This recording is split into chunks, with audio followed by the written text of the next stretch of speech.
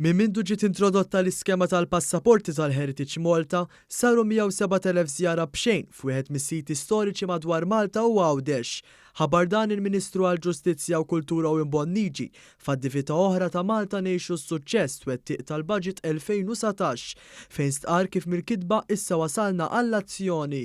Il-budget nemmnu li kien suċċess u kien suċċess anka għaliex mhux biss ktibnieh ma implementajnieh. Bekk ftaħna l-bibien beraħ għall-poplu Malta s-siti storiċi li tant iħobb. Il-Ministru Bonnici qal kif il-miżura li tfal kollha ta' Malta u Għawdex jingħatalhom passaport biex flimkien ma' żewġ adulti oħra jitlu fis-siti storiċi li jdawwru lil Malta kienet ta' suċċess u kien għalhekk li din twesset għall-anzjani.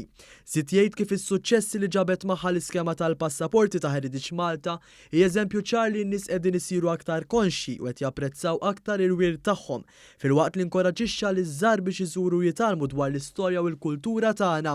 Min-naħa tiegħu is-Segretarju parlamentari għall-Gvern lokali Silvio Parnis għal kif il-miżuri mwettqa jiġdu kemm Gvern Laburista jinteressah mill-kunsilli u r-reġjuni lokali.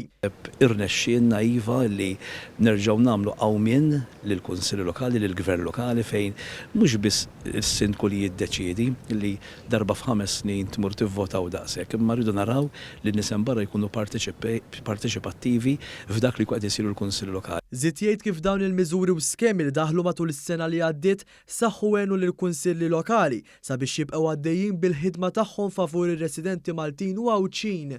Silvio Parnis temm jgħid li għall-baġit li jmiss il-Gvern ser jara kif ser jgħin aktar lill-kunsilli lokali fejn tidħol l-indafa pubblika fl-irħula.